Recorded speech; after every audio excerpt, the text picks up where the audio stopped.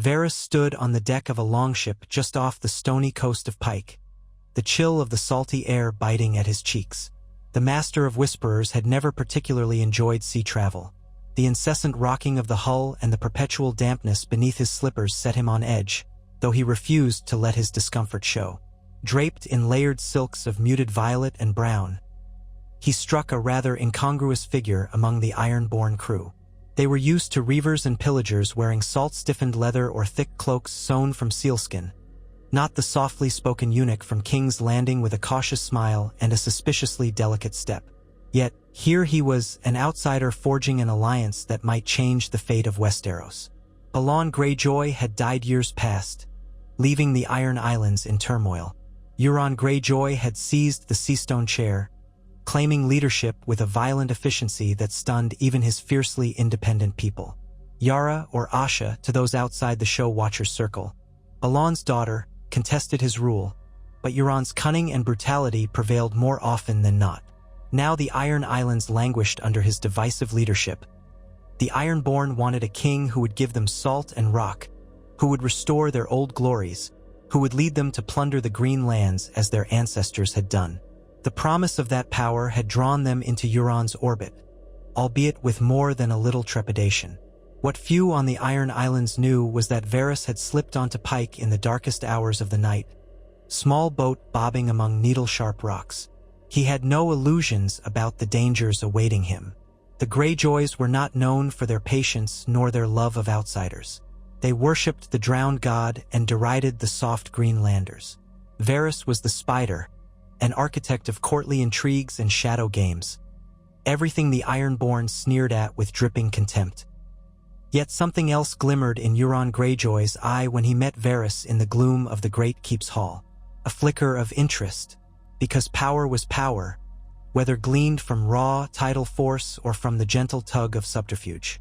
At that clandestine meeting, Varys had laid out a plan so cunning it might have been woven from steel threads in the air. He offered Euron something the Ironborn had never truly possessed: a refined network of spies on the mainland. Attacks from the sea had always been a matter of brutal force, hitting coastal towns and harbors, reaving, raping, pillaging. Then the Ironborn retreated, weighed down with plunder, leaving behind burning docks and shattered villages. Varys's plan promised something more: infiltration, sabotage, the subversion of supply lines, the careful manipulation of rumor and politics in the city seats of power. It was a strategy that appealed to Euron on multiple levels, not least because it mirrored the cunning that had earned Euron his own seat on the Seastone chair. If the Ironborn were guided by Varys's clandestine skill, they might do more than just annoy the lords of Westeros. They might systematically cripple them. This partnership was more than a mere flight of fancy for Varys. He had concluded, in his measured way, that the Seven Kingdoms needed a reckoning. The War of the Five Kings had ended, but the realm was fractured. The Lannisters held King's Landing with an iron fist, though it had weakened with each passing year. The North was still grappling with its own shift in power, while the Reach, the Stormlands, and Dorne hovered in uncertain alliances. Meanwhile, Daenerys Targaryen had flown back to her homeland, dragons at her side and an unwavering intention to claim the Iron Throne for herself. In normal circumstances, Varys would have continued to manipulate events behind the scenes to facilitate Daenerys' ascension, but something in the chaos of Westeros told him the realm would not accept peace so readily. The people needed a shock, a thorough overthrow of the old ways, so that a new order might have a chance to take root. If the Ironborn could help him achieve that, well, then the Spider would not hesitate. Varys's vow had always been for the good of the realm, so he told himself that a temporary alignment with these brutal reavers would serve a greater purpose. He would use their fervor, their thirst for blood and gold, to crack open the shell of complacency that encased the mainland. And he would do it with minimal bloodshed, at least that was his ambition. He knew the Ironborn rarely practiced restraint, but if he could direct their violence to strategic strikes, if he could slip his spies onto their ships and into their ranks, the long game might yield a realm more open to the rightful queen's claim. That was the plan, at least in the hidden recesses of his mind.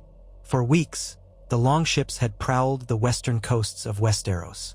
Varys had personally supervised the infiltration of a dozen skilled whisperers and saboteurs onto the crews. These men and women were not Ironborn themselves, but it was remarkable what a few well-chosen secrets and gold could accomplish. The spies wore the rough-spun clothes of salt wives and thralls, or the black leathers of common deckhands, and they listened. They lingered in the corners of the rowers' benches, or feigned exhaustion near the salted fish barrels, and they overheard how the Ironborn captains conferred about raids and strategies. Varys encouraged them to whisper subtle suggestions. The Winter Winds was lacking crew.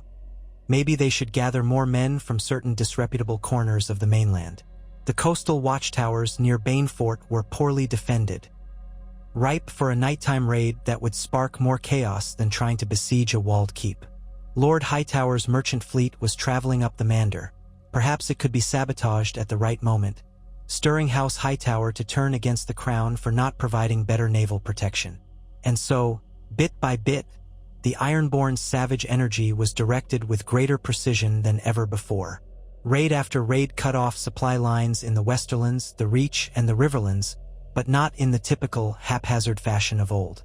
Instead of proclaiming their presence with brazen brutality, the Ironborn now struck silently in the darkness, sinking merchant vessels quietly and disappearing before the local lords could react. Entire shipments of grain and steel vanished beneath the waves, and the people of Westeros scarcely knew who to blame. Rumors spread that pirates were operating from hidden coves along the coast, that lawless mercenaries were prowling the seas, that House Redwine had turned traitor. Any rumor that Varys's whispers wanted to cultivate. The confusion was as thick as the morning fog. On one hazy morning near the Shield Islands, a small fleet of Ironborn ships, guided by one of Varys's best moles, set upon 3 Tyrell galleys carrying valuable cargo for King's Landing. Instead of screaming war cries and brandishing axes in broad daylight, the Ironborn drifted in under the gray cover of dawn. Their sails had been dyed a dirty white to mimic fishing vessels, and by the time the Tyrell galleys realized the danger, grappling hooks were already locked onto their hulls. The Ironborn boarded with silent efficiency, dispatching half the crews before they could even shout. Then, rather than burn the ships to the waterline, they feigned a scuttling accident, letting the Tyrell vessels sink slowly, hulls pierced below the waterline in such a way that suggested heavy storms or poor maintenance. Survivors were set adrift on tiny skiffs, their minds soaked in horror and confusion, but with no clear idea who had attacked them. By the time House Tyrell heard tales of the lost ships, it was far too late to discern the truth. Slowly, these small strikes began to starve the crown, undercutting the Lannisters' ability to keep King's Landing provisioned. The city always teetered on the edge of hunger, and now the realm's breadbasket shipments from the Reach were fewer and fewer. The few ships that did make port in King's Landing carried dreadfully inflated prices, leading to riots in Flea Bottom and an undercurrent of resentment toward Cersei Lannister's rule. Behind castle walls, unknowing that Varys was orchestrating this, the Lannisters scrambled for answers. The Red Keep's new master of whisperers, a poor substitute for Varys's cunning, offered no clarity. All he could say was that multiple lords reported unnatural accidents and a suspicious surge in pirates. Cersei was enraged, Jaime worried, and Qyburn was left to rummage through his own dark arts, hoping to discover the puppet masters behind these calamities. Meanwhile, the Ironborn's confidence soared. With each successful raid and sabotage mission, they boasted among themselves of their cunning, though none realized the full extent of Varys's manipulation. They believed this was the beginning of a glorious new era for the Iron Islands, a time when the Green Lands would tremble at the sight of their sails. Euron, ever unpredictable, seemed halfway between bored amusement and fervent exultation. He recognized Varys's hand in these successes more than most, but if it served his ambition, he had no reason to stop. He would use the spider until the spider ceased to be useful. Not all the captains were content to follow these covert tactics, however. Some balked at what they saw as cowardly illusions. The Ironborn prided themselves on fearlessness in open combat, on the thunder of axes striking shields. Silencing the war cries felt almost sacrilegious. Euron handled these malcontents with ruthless efficiency, offering them 2 choices: accept the new methods or be left behind. Often, Defiance ended with drowned corpses washing up on Pike's shores. Gradually, the more traditional captains either submitted or found themselves replaced. Over time, the entire Iron Fleet embraced the cunning approach. Varys, for his part, understood that reaving was in the Ironborn's blood. No matter how carefully he choreographed their actions, he could not tame them fully. In some raids, once blood was spilled, the savage impulses took hold. Innocent villagers were slaughtered, houses burned, and the reek of fear filled the air. Varys despised unnecessary cruelty, but he was pragmatic enough to accept that controlling the Ironborn was about steering a storm rather than stopping it. With each passing moon, he refined his instructions through the spies planted on the ships. Certain villages were to be spared, particularly those whose lords had the potential to become future allies to Daenerys. Ports of lesser strategic value might still burn, but the residents were allowed to flee, sowing terror without piling up endless bodies. Even so, the horrors spread across the coasts made Varys lose more sleep than usual. He had never truly been at peace with bloodshed, but war was war, and in his mind, this was but a step on the path to what he believed would be a stronger realm. Unbeknownst to most, Varys's network did more than direct the Ironborn. It also threaded through taverns, brothels, markets, and the smaller keeps across Westeros. Everywhere, rumors were planted. That House Bolton in the north was secretly aiding these pirates, that the Freys of the twins were using their tolls to finance bandits on the rivers, that the Vale of Arryn had turned inward and refused to support the crown. Each rumor fanned distrust among the noble houses. The cost of sending soldiers to guard the coast soared, draining coffers that were already overtaxed from previous wars. The common folk began to openly question if the Iron Throne had the strength or the right to rule. Minor lords grew reluctant to rally to King's Landing's defense, fearful they might throw good coin after bad. With winter looming, scarcity seemed inevitable. The realm was a tinderbox soaked in old resentments, and Varys's maritime sabotage was the lit torch. He watched from the shadows of many port towns as the damage unfolded. In Lannisport, he lingered in a small inn, disguised as a simple merchant with a scratchy beard glued to his chin by Qyburn's own brand of illusions stolen from the Red Keep storerooms. He watched caravans from the Westerlands, heavy with gold but short on supplies, rolling along roads that were increasingly harassed by outlaws. The city's ships that managed to set sail found themselves either raided or driven back by storms. The leadership in Casterly Rock tried to keep the shipments to King's Landing flowing, but the waters seethed with hidden Ironborn. The flames of frustration were rising higher. Tyrion was gone, Jaime was too focused on containing the chaos in the Crownlands, and Cersei's edicts from King's Landing lacked nuance or empathy for the troubles of her people. Lannisport, like so many other cities, was slowly strangling. Farther up the coast, near Seaguard, Varys had arranged for a more brazen attack to ensure the Riverlands felt the pressure. A small cove outside Seaguard's walls served as a staging ground for stealthy landings. By night, a handful of Ironborn reavers scaled the lesser-guarded walls, while a saboteur, one of Varys's own, slipped into the garrison's armory and torched it from the inside.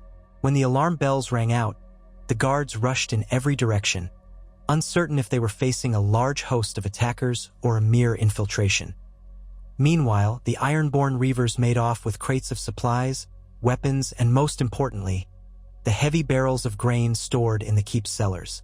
Come morning, Seaguard's garrison was depleted, short on arms, and battered by confusion. The local lord demanded reinforcements from Riverrun, but House Tully was still struggling to re-establish itself after the war, and those who held power in the Riverlands had little to spare. The news traveled swiftly upriver, each retelling more dramatic than the last. Varys made sure of that by dispatching his whisperers along the main trade routes, weaving stories of unstoppable ghost reavers who slipped through walls like shadows. Every new rumor added a layer of dread. The Ironborn had never been so stealthy or so effective. They had always relied on raw might. Now it seemed they were using cunning, and that chilled the hearts of men even more. In the local taverns, Varys's spies listened to wide-eyed peasants and fearful merchants who whispered that the realm was cursed, that the drowned god and the stranger were conspiring to tear down the Seven Kingdoms from within. Through it all, Varys maintained his composure. He moved quietly from port to port, occasionally returning to Pike under cover of darkness for face-to-face meetings with Euron or, more cautiously, with Yara. Though Euron sat firmly on the seastone chair, Yara commanded respect among many Ironborn who detested Euron's excesses. Varys found he could use the tension between them to his advantage. To Yara, he presented the alliance as a way to secure a stable future for the Iron Islands, one in which the Ironborn would be recognized as equals rather than outcasts. If a Targaryen took the throne with their help, the old prejudices might be swept away, and the Ironborn could rule the seas under a queen who actually understood the need for independence. Yara found the argument persuasive enough to keep her from outright rejecting Varys's presence, though she remained wary of both him and Euron. Euron, on the other hand, was a man of mystery even to Varys. The Crow's eye was unpredictable enough that the spider knew better than to trust him fully. Euron's ambitions were not confined to the Iron Islands. He lusted for the Iron Throne itself, or so it often seemed. But Varys sensed that Euron was also enthralled by the unknown, by forbidden lore and dark magics. Euron had traveled far and wide, so the rumors said Old Valyria, the Shadowlands beyond Ass High. It was whispered that he had a horn that could bind dragons to his will, though no one had actually seen it in action. Varys took those tales with a grain of salt, but in the quiet hours, he worried about what unpredictable gambit Euron might attempt if he truly believed he could challenge Daenerys's dragons. For now, though, Euron was content to sow chaos across the coasts, and that aligned with Varys's design. Months passed, and with them, a subtle shift in Westeros's political landscape. Supplies to King's Landing grew increasingly sparse, though the city still functioned barely. The Lannisters, proud as ever, were unwilling to show weakness. They poured more coin into their navy, hastily commissioning new war galleys and hiring mercenary corsairs to patrol the seas. But no fleet can be built overnight, and the crown's gold was not as bottomless as it once was. Debts to the Iron Bank weighed heavily, and with each passing day, resentment toward the Lannisters' unending wars grew among both small folk and highborn. Meanwhile, sabotage continued. Varys' spies collaborated with the Ironborn to ensure that newly built ships faced accidents at the docks. A poorly extinguished forge fire, an unexplained hull breach, a sudden sabotage of the cordage. By the time these mishaps were identified, entire galleys were in flames or sinking. Inept guard commanders were dismissed, but that only fanned paranoia within the crown's ranks. No one knew who might be a traitor, who might be selling secrets to these mysterious attackers. A handful of determined lords attempted to mount direct campaigns against the Iron Islands. From the Westerlands, a small fleet tried to strike Pike itself, but it was swiftly repelled. Coastal beacons alerted the Ironborn, and Varys's cunning contrived to ensure the Lord's strategy was known well in advance. A second expedition from the Reach proved even more disastrous. Halfway across the sea, storms scattered their ships, and a well-timed Ironborn ambush broke what remained of their formation. Survivors limped home, broken and in disbelief. The Ironborn had never been so unified or so adept at anticipating their foes' movements. Surely, it was said, dark magic was at play. Of course, the notion that the Ironborn had discovered powerful sorcery suited Varys's purposes nicely. Fear of the drowned god's wrath dissuaded many from challenging the Iron Islands too vigorously. That gave Euron room to plan the next phase of their campaign, and it gave Varys time to fine-tune his infiltration. Each success emboldened him, yet he also worried that he was flying too close to the sun. Every triumph risked exposing the grand design to any cunning mind who might connect the dots. Already, there were hints that certain maesters suspected a greater intelligence behind the Ironborn's sudden shift in methods. 1 or 2 letters from the Citadel circulated among the lords, wondering if perhaps a rogue intelligence agent was guiding the Reavers. Naturally, Varys's spies intercepted and suppressed as many of these letters as possible, but the seeds of suspicion had been planted. One evening, under the cover of a howling storm, Varys stood atop Pike's highest rampart with Euron. The salt wind whipped their cloaks, and cold rain battered the stone. The fortress rose from jagged rocks, connected by precarious rope bridges, and the surging waves below made the entire keep tremble. Euron wore a thick coat of black leather, with a single leather patch over his left eye. The other eye gleamed a strange blue, reflecting the distant lightning. He leaned on the parapet, the silhouette of a man at ease with danger, as though the storm's violence were a lullaby. "You've made quite the difference here, Spider," Euron mused in his deep, smooth voice. "I never knew the Master of Whisperers had such a taste for salt and iron." Varys bowed his head, water streaming the wide brim of his hat. "I have a taste for a stable realm, my lord, even if I must ally with forces that, well, are not typically part of polite court circles. And you think the Iron Islands will simply fade away once we've helped your queen onto her throne?" Euron's grin was sardonic. He tapped his fingers on the wet stone, the gesture almost lost amid the howling wind. "No, Varys, your plan intrigues me, but do not imagine that once Daenerys sits upon the Iron Throne, the Greyjoys will meekly accept scraps. We will claim our due, or we will take it." "Of course, my lord," Varys said, maintaining his calm. "My queen is not like those who have come before her. She will not forget those who aided her cause." Euron gave a sharp laugh, as if he found the thought amusing. Thunder rumbled in the distance.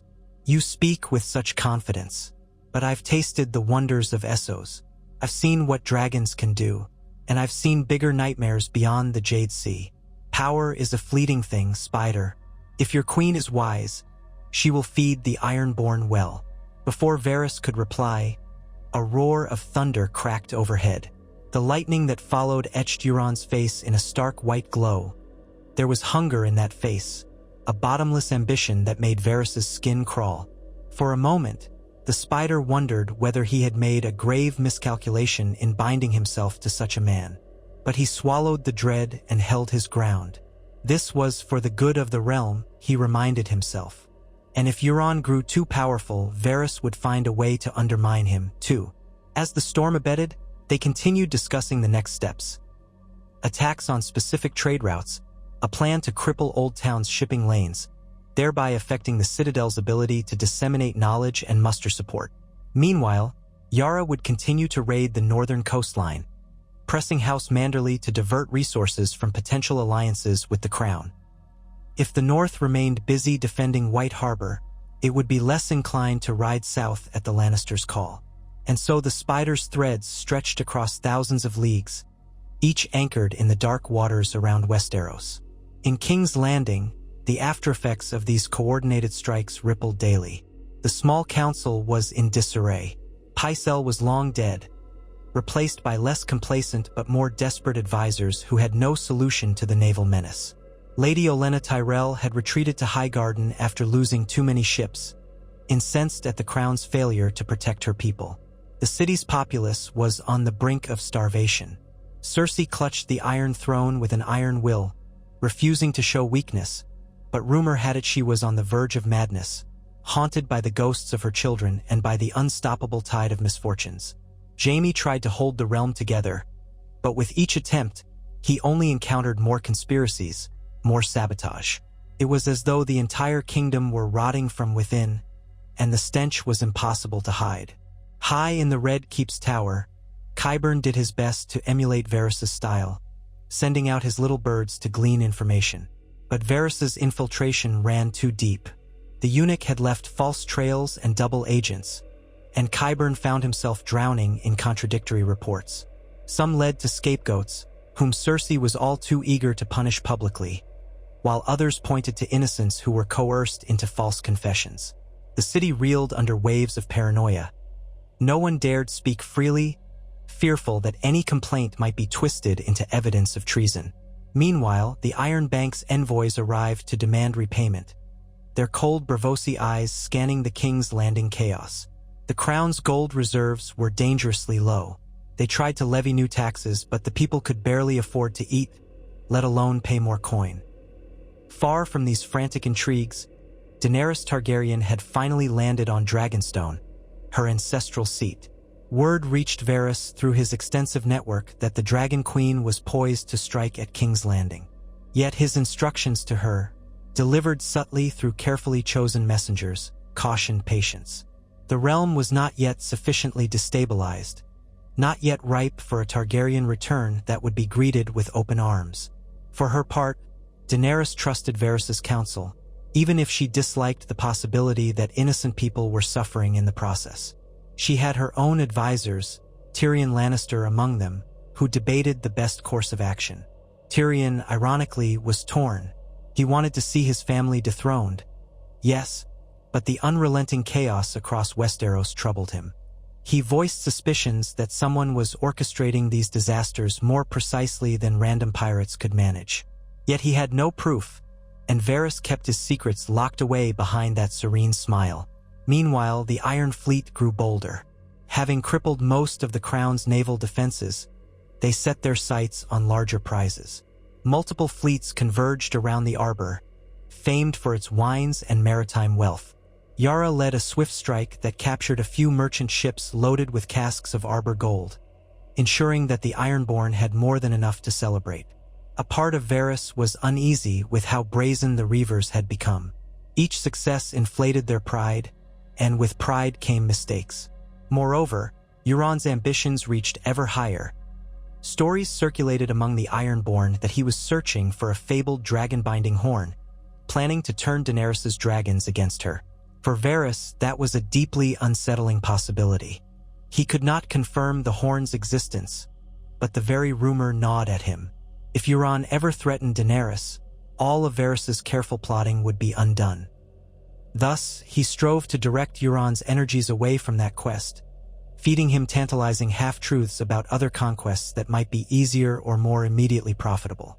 In a smoky tavern on one of the fingers, Varys met Yara in secret. She arrived dressed in practical dark leathers, her hair pulled back in a tight knot that glistened with sea spray. She was accompanied by 2 loyal shield maidens, each armed with a short blade at her hip. The tavern was nearly empty save for a sleepy innkeeper and a couple of drunks. It was the middle of the night, and the cold wind off the sea rattled the window shutters. "What are you playing at, Spider?" Yara asked as soon as they were alone at a rickety table. "My uncle is enthralled by your intrigues, but I can't tell which of us is the bigger fool, him or me, for going along with all this." Varys steepled his fingers on the table, his eyes darting to the innkeeper to ensure he was out of earshot. "You both want the same thing, Captain Greyjoy, a broken mainland that cannot unite against you. And eventually you want a queen, my queen, to look upon the Iron Islands with favor rather than scorn. My arrangement gives you the best chance of achieving that." Yara grimaced, glancing at her mug of ale. "But how long do we continue these silent raids and sabotage? You might be content weaving webs for years, but the Ironborn grow restless. They want an open fight eventually, a chance to prove their mettle. And Euron, he won't be satisfied forever with these nibbles at the edges." Varys gave a faint shrug. "Your uncle is canny enough to know that an open fight too soon may cost him dearly. The other lords still have armies, even if their navies are compromised. The moment the Ironborn become too much of a singular threat, the realm will rally, just as it did in the Greyjoy rebellion years ago. Right now, we rely on confusion. Divide your foes. Keep them uncertain if the real threat is from Dorne, or the Stormlands, or the North, or an alliance of traitorous lords. Let them suspect each other more than they suspect the Iron Islands. That is how we ensure the Ironborn remain a terror at sea, not a target on land." Yara's lips tightened, but she nodded. "There's talk that the North might soon declare independence again. If that happens, the Crown will have to respect it, or face a war on 2 fronts. "Precisely," Varys said. "And if that occurs, so much the better for us. We need the Lannisters embroiled in more conflict, more doubt. It will sap their will and their treasury, making them ripe for Queen Daenerys' arrival." Yara studied him, her dark eyes flickering in the candlelight. "You speak a lot of your queen, but are you certain that she'll be grateful for this bloody foundation you're laying? From what I've heard, she's not fond of cruelty." Varys folded his hands, expression calm. "She despises cruelty, yes, but she is also a realist who understands war. If we minimize the bloodshed compared to an all-out assault which would kill tens of thousands, she may see the value in strategic sabotage. Besides, if the Crown is impoverished and unpopular, fewer men will die resisting her. Ultimately, I serve the realm, and so does she. A humorless laugh escaped Yara. You have an answer for everything, don't you? I try, Varys said, allowing himself a small smile. Now, Captain, let us discuss the next route you will strike. The Mander sees heavy trade that supports both the Reach and King's Landing. My whispers tell me a fleet of supply ships is scheduled to depart from Bitterbridge in 2 weeks. And so the conversation continued late into the night, shaping another strand of the web. Yara departed in silence, leaving Varys alone with his thoughts. He knew he was walking a razor's edge. One miscalculation, and the entire realm might unite against the Iron Islands prematurely, or Euron might betray him for his own ends. Yet the momentum was undeniable. Each day, the crown's influence receded a little more. Each raid, each rumor, each sabotage further weakened Cersei's hold on the throne. And all the while, Daenerys gathered strength. Word reached Varys that Jon Snow, newly declared king in the north, was forging an alliance with Daenerys. The news was met with excitement by some of the Spider's operatives. They believed that a Stark Targaryen front would hasten the downfall of the Lannisters. Yet Varys was careful. If Daenerys and her new northern allies rushed to assault King's Landing, they might inadvertently unify the realm against them. Better to ensure the realm was in utter disarray first, so that any resistance would crumble from within. Months bled into a full year of this hidden war at sea. The nights grew longer, and winter spread across the land, bringing bone-deep cold. Snow blanketed the Crownlands and the north, but the coasts remained navigable for the Ironborn, whose mastery of their ships was not impeded by the harsh weather. Now the sabotage extended to logistical lifelines. Roads near the coasts were littered with hidden caltrops, farmland was flooded or salted to reduce the next harvest, and small fishing villages burned so that King's Landing had fewer local sources of food. Quietly, a famine began to take shape. Already, Flea Bottom was an antechamber to hell, with starving orphans scrounging for scraps in gutters. Desperation fueled crime, and the city's gold cloaks were ill-equipped and too few to maintain order. Eventually, the Lannisters were forced to conscript peasant levies to guard shipping routes, draining fields of laborers at a time when they were most needed. Some of these levies were incompetent, while others were simply too terrified or too demoralized to fight effectively. The Ironborn picked them apart, ship by ship, with minimal losses. Lord Tywin's disciplined leadership was long gone, replaced by Cersei's vengeful arrogance and Jaime's exhausted pragmatism. It was no match for a cunning, coordinated foe that lurked in the shadows and struck only when victory was certain. At last, the tension in Westeros reached a tipping point. The crown was nearly bankrupt, and the Iron Bank threatened to finance alternative claimants if the Lannisters did not repay their debts. Storm's End refused to send aid, preoccupied with troubles of its own. The Reach seethed with anger but was too fractured to mobilize a strong united fleet after repeated losses. The Westerlands, battered by the war's costs, struggled to keep its own population from revolting. The North largely stayed out of southern entanglements, focusing on the White Walkers and forging alliances with Daenerys, something that, ironically, might save the realm from a far greater threat if only it could unify. But that unification was exactly what Varys' sabotage prevented. By that time, rumors of dragons flying over the narrow sea had become fact. Daenerys Targaryen's forces landed at Dragonstone. She had the Unsullied, the Dothraki, and her 3 dragons, fully grown and terrible to behold. Her alliance with Jon Snow meant that the North might march south if the White Walker threat was contained. From her vantage point on Dragonstone, Daenerys could see King's Landing across Blackwater Bay.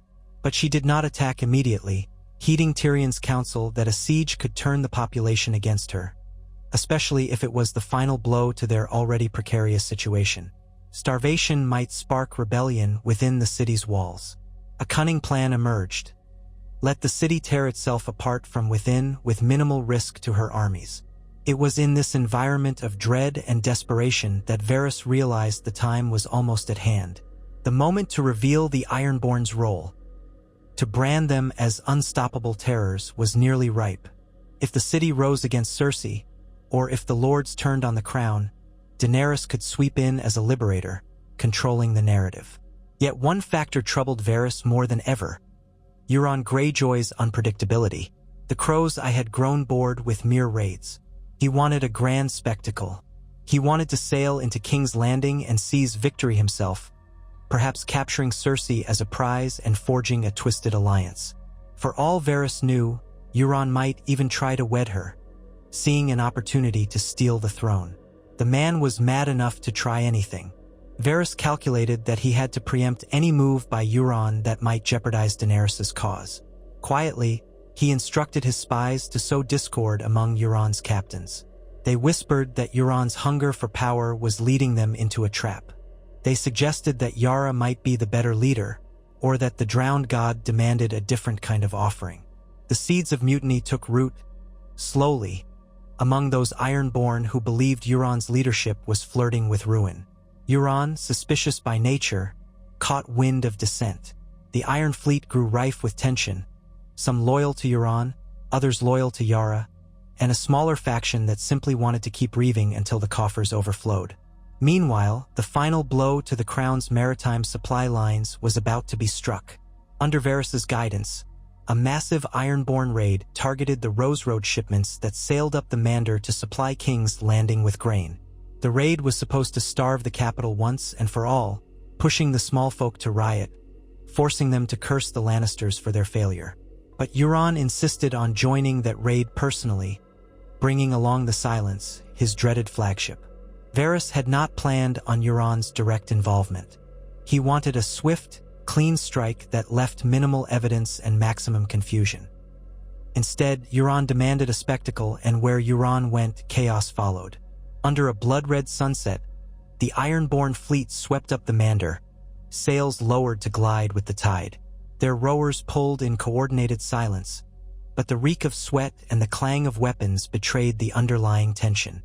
Euron stood at the prow of Silence, black cloak billowing behind him, the deck adorned with trophies of previous victims. His crew was a collection of men who had had their tongues torn out. All were fanatically loyal or terrified beyond reason.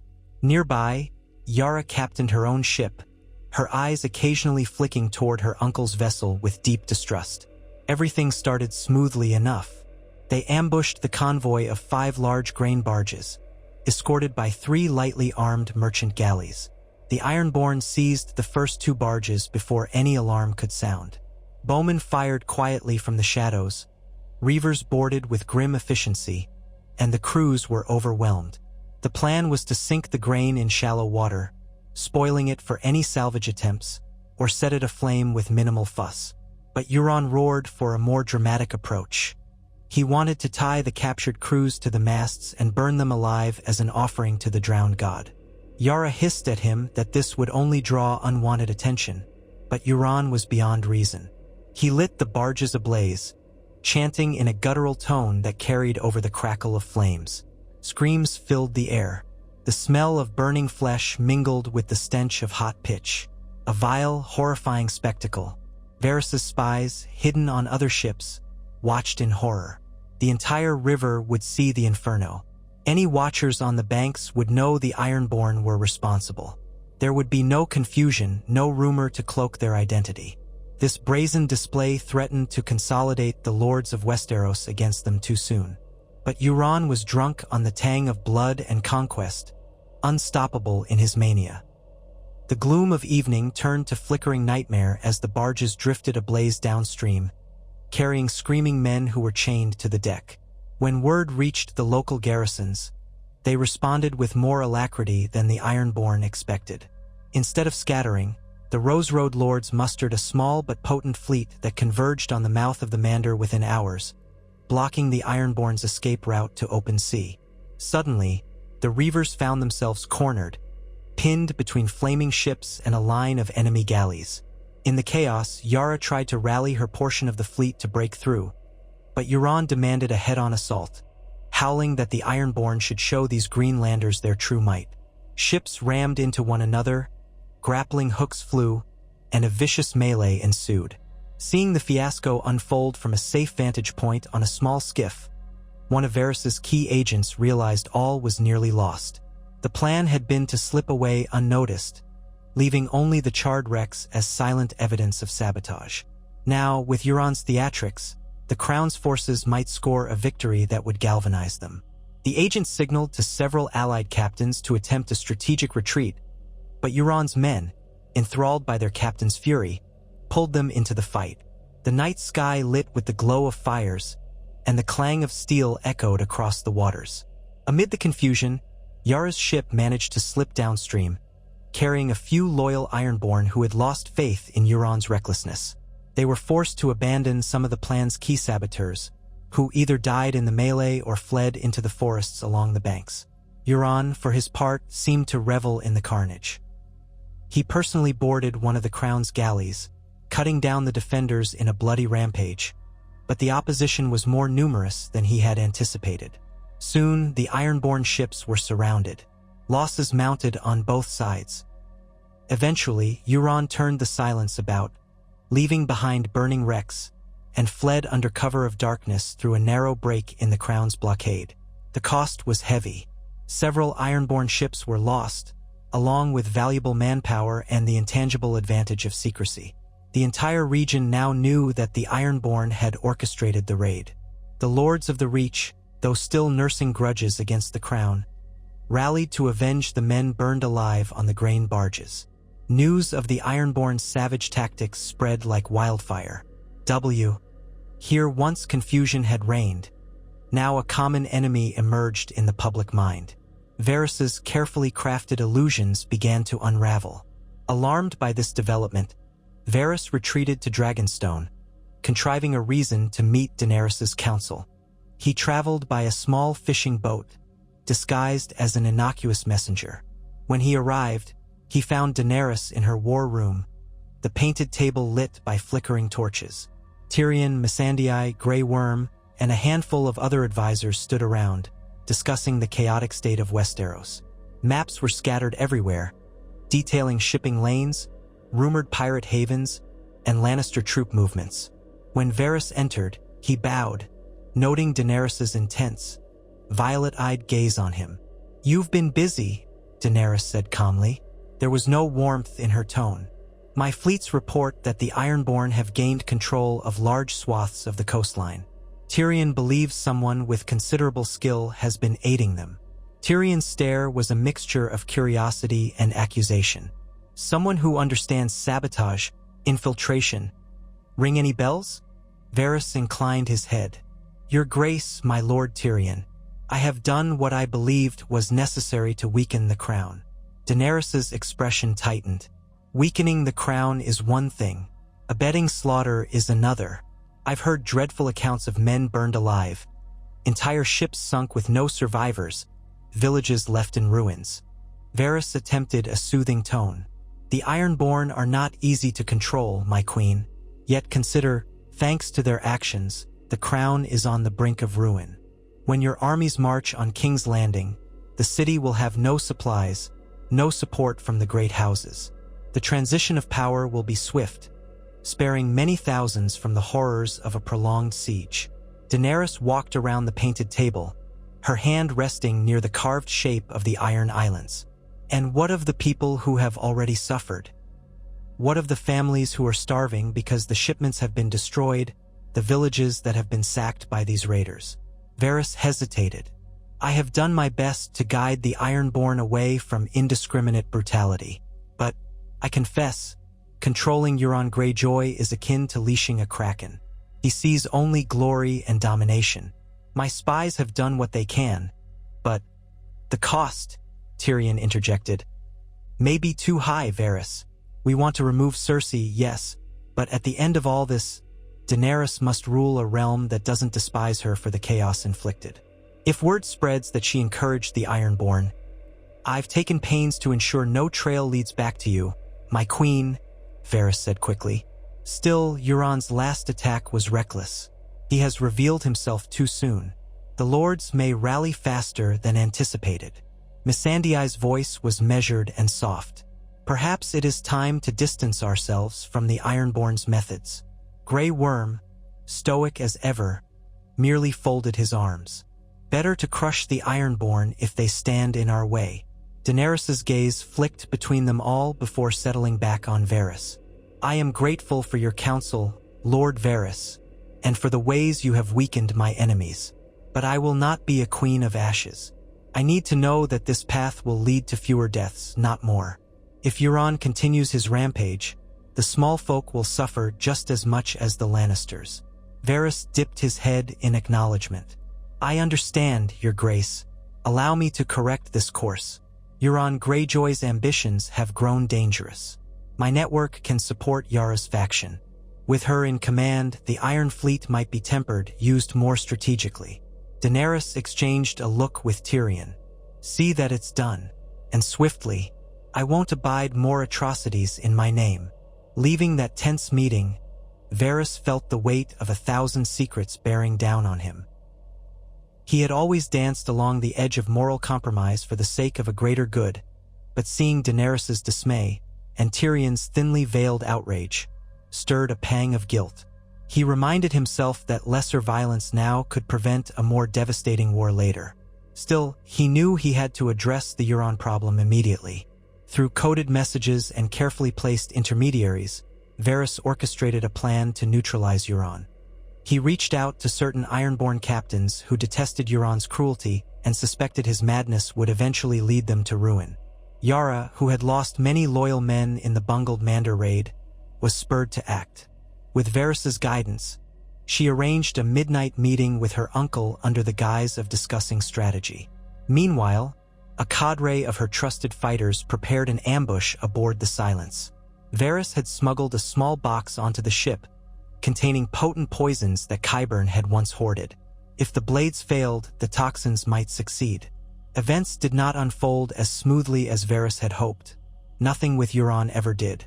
Yara and her loyalists stormed the Silence's deck, quickly overpowering Euron's tongueless crew. But Euron was no ordinary opponent. He fought like a demon, clad in black armor rimmed with gold, his single blue eye blazing with fanatical glee. Several of Yara's men fell to his blade before they could corner him. Even then, he laughed in their faces, blood streaming from a wound in his side, as though he relished the pain. Yara confronted him, demanding he relinquish the sea-stone chair. He spat out curses, proclaiming himself the chosen king of the drowned god, mocking her as unworthy. The confrontation ended in a brutal, close-quarters struggle near the ship's helm. Yara finally managed to disarm him, slashing a deep cut across his thigh. Euron collapsed to his knees. Despite her anger, Yara hesitated to deliver the killing blow. He was still blood of her blood, and she had once respected him as a fearsome captain. But Euron seized on that hesitation, lunging for a concealed dagger. Before he could strike, a crossbow bolt from one of Yara's archers tore through his shoulder. He let out a roar, dropping the dagger. Yara locked her arm around his throat. With grim resolve, she slid it in a single motion, the spray of blood washing across the deck.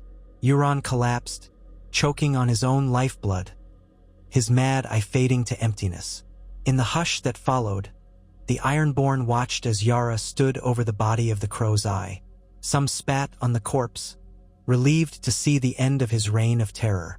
Others looked uncertain, uneasy about the future. But one by one, they knelt to Yara, acknowledging her claim. They had no love for Euron's monstrous ambitions or the losses inflicted by his recklessness. Better to follow a leader with sense, even if they were not entirely comfortable with Yara's cautious alliance with the Spider. Word of Euron's death spread quickly among the Ironborn. Some pockets of loyalists resisted, but with no strong heir to champion Euron's cause, their resistance crumbled. Yara declared herself the rightful ruler of the Iron Islands. She reaffirmed the alliance with Varys, albeit with new conditions that raids must be carefully chosen to reduce needless slaughter. Varys breathed a sigh of relief. One of the greatest threats to his plan and to Daenerys was gone. Still, the realm was poised on a knife's edge of chaos. The crown was in disarray, but the atrocities at the Mander had galvanized certain lords to mount a renewed campaign against the Ironborn. Yara lacked Euron's savage reputation, but she commanded enough loyalty to hold her fleets together. Now it was time for the final move. Daenerys, hearing of Euron's defeat, softened her stance toward Yara. She saw an opportunity to formalize an alliance that might allow a bloodless entry into King's Landing. Varys advised her that the city was already teetering on revolt, with no supplies and no hope of relief. If Daenerys sailed into Blackwater Bay with the combined might of the Iron Fleet, the unsullied discipline of the Unsullied, the ferocity of the Dothraki, and her dragons circling overhead, the populace might surrender without a fight. And so, after years of clandestine planning, sabotage, and infiltration, the moment arrived. The day dawned bleak and gray, the sea whipped by a chill wind. From the walls of King's Landing, the people saw a vast armada appearing on the horizon, sails of black, red, and silver. Overhead, the silhouettes of dragons wheeled in the cloud-filled sky. Panic rippled through the city. Some gold cloaks tried to maintain order, but many deserted their posts. The starving small folk had no will to resist. They had lived under constant fear of raids, famine, and the crown's oppressive taxes. Now, seeing the unstoppable approach of Daenerys Stormborn, they muttered that perhaps a new queen might bring them relief from this endless suffering. Cersei's hold on the Iron Throne was at its weakest. Jaime, weary of slaughter, had tried to negotiate, but she refused to yield. The small council had mostly abandoned her. Only Qyburn remained at her side, promising terrible last-resort weapons. Yet even Qyburn could not quell the city's dread. He had no illusions that scorpions and wildfire alone could hold off dragons and an entire fleet. By midday, the Targaryen and Greyjoy banners fluttered at the entrance to Blackwater Bay, and Daenerys soared overhead on the largest of her dragons, Drogon. In a final display of might, she lit a single Lannister warship ablaze, sending a clear signal without unleashing her full power. Cersei's response was eerily silent. There was no barrage from the walls, no defiant cry from the Red Keep. The defenses had lost their backbone. Few were willing to die for a queen who had led them to misery. Varys stood among Daenerys' advisors on the deck of a tall galley. He wore his usual modest finery, his hands folded within voluminous sleeves. A hush hung over the harbor as the forces under Yara's command secured the docks with minimal violence. Gold cloaks dropped their spears, capitulating almost immediately. A few archers tried to take potshots at the ships, but the dragon's roars sent them fleeing. It was a strangely subdued conquest, more akin to an arrival of liberators than an invading force. When Daenerys finally entered the city through the Mudgate, flanked by her Dothraki guards and Grey Worms unsullied, the small folk gathered around in nervous clusters. Yet they did not jeer or spit. Many stared with the hollow, desperate eyes of people who had run out of hope. Some even shouted blessings, praying that the Dragon Queen would feed them and restore order. Within hours, the Red Keep was taken with barely any bloodshed. Cersei retreated to the throne room, refusing to flee. Jaime arrived too late to persuade her otherwise, and in the final confrontation, Daenerys stood at the foot of the Iron Throne while Cersei glared from its seat. There was a moment of tension when Cersei threatened to ignite caches of wildfire hidden throughout the city, but Qyburn had been subdued by Tyrion's infiltration teams earlier. The last gambit fizzled out. Cersei found herself alone, surrounded, and in the hush of that cavernous hall, she was forced to relinquish the throne. She spat curses at Daenerys, at Tyrion, at Jaime, at all who had forsaken her. But she was led away in chains, the clang of those shackles echoing in the gloom. Outside, the city erupted in relief. Looting was surprisingly minimal. Daenerys' disciplined forces kept order, and many small folk believed the new queen might at last bring them respite from endless war. Varys observed from a high balcony as Daenerys addressed the crowd. She pledged to rebuild, to feed the hungry, and to break the chains that had bound them. Though her power was formidable, she spoke with measured compassion. The spider felt a flicker of hope that all his machinations might indeed lead to a better tomorrow, if Daenerys truly governed with justice and mercy. That evening, in a torchlit courtyard, Yara Greyjoy arrived to pay homage to Daenerys. She knelt, an uneasy gesture for an Ironborn, but one she deemed necessary. In exchange, Daenerys recognized Yara as Lady of the Iron Islands, granting them self-governance in all but name. A wave of murmurs passed through the assembled knights and courtiers, but the new queen silenced them, reminding them that alliances could be forged in more ways than conquest. Yara stood, bowing her head, and pledged that the Iron Fleet would serve to protect Westeros from external threats and maintain peace on the seas. In the shadows, Varys watched this exchange with quiet satisfaction. The Ironborn, under Euron, had nearly derailed everything with their lust for carnage, but with Yara at the helm, they were a valuable ally, still fierce but more pragmatic.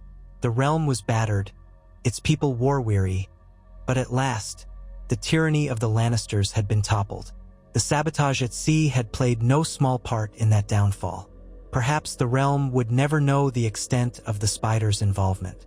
Perhaps it was better that way. As the days turned into weeks, King's Landing began the slow process of recovery. Grain shipments from the Reach resumed, no longer sabotaged by the Iron Fleet. Daenerys commanded her own men to help rebuild the charred docks and warehouses. Tyrion worked with local merchants to stabilize prices, preventing profiteering. To the city's astonishment, the dragons occasionally flew overhead, but they did not scorch the streets. They were symbols of power, not instruments of wanton destruction. For the first time in many years, a cautious optimism flickered in the hearts of the small folk. Still, not everything was resolved. Far to the north, the threat of the White Walkers loomed.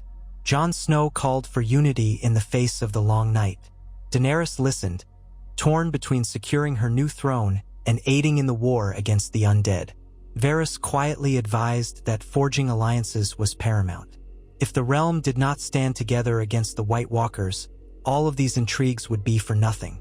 And so, supplies and men began to trickle northward, carried by ships that had once been reavers but were now commanded by Yara's reformed Iron Fleet.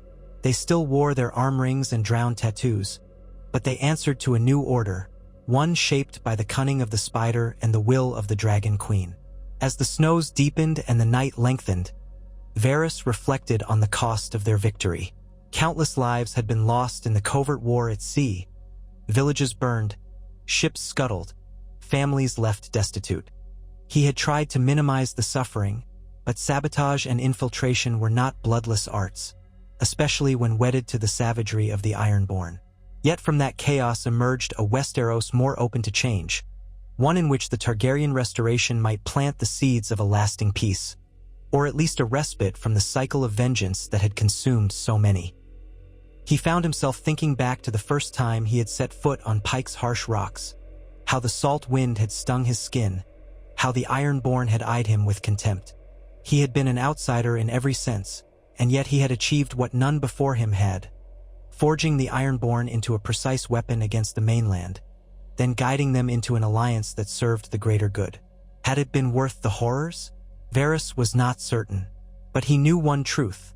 If power resides where men believe it resides, then the illusions he had spun were as tangible as steel. The illusions had torn down a false monarchy and elevated a dragon queen who might, if the gods were kind, break the wheel at last. In the early dawn, as the city stirred and Daenerys's new banners rippled in a gentle breeze, Varys stood on a balcony overlooking Blackwater Bay. He watched the gulls circle the rebuilt docks, listened to the faint sound of hammers repairing the city's wounds. His whisperers had new tasks now, monitoring discontented factions, ensuring that the shift in power went smoothly. The old network of sabotage had been dismantled, and the ships that once lurked in hidden coves now wore the Kraken sigil openly, swearing loyalty to Yara. A seagull alighted on the balcony's edge, eyeing him curiously. Perhaps it saw only a man lost in thought, but if that gull had any sense of the webs once spun by this balding eunuch, it might have marveled at how so much chaos and destruction could serve a single purpose. Varys reached into his sleeve, withdrawing a small crumb of bread. He offered it to the gull, who pecked at the morsel. Then he smiled, soft and bittersweet, knowing that, for now, his work was done. The realm was far from saved. New challenges loomed, and winter was here. But the Iron Throne was no longer a seat of Lannister might. A Targaryen sat there, the wheel was in pieces, and the spider would remain ever watchful, ready to act again if the realm required it. And so ended the campaign of sabotage and espionage that saw Varys and the Ironborn come together in a twisted dance of mutual self-interest. While many in Westeros would curse the Ironborn for generations to come, and whispers would persist of a shadowy hand guiding them, the truth was known to only a handful of people. For better or worse, the Master of Whisperers had unleashed the Reavers upon the mainland, weaving illusions, half-truths, and deft manipulations so that the walls of the old order came tumbling down. Whether the new age would be kinder was up to the queen who commanded dragons, and the realm that had at last glimpsed the fragility of power. Varys could only watch and wait as the tapestry of history continued to unfurl.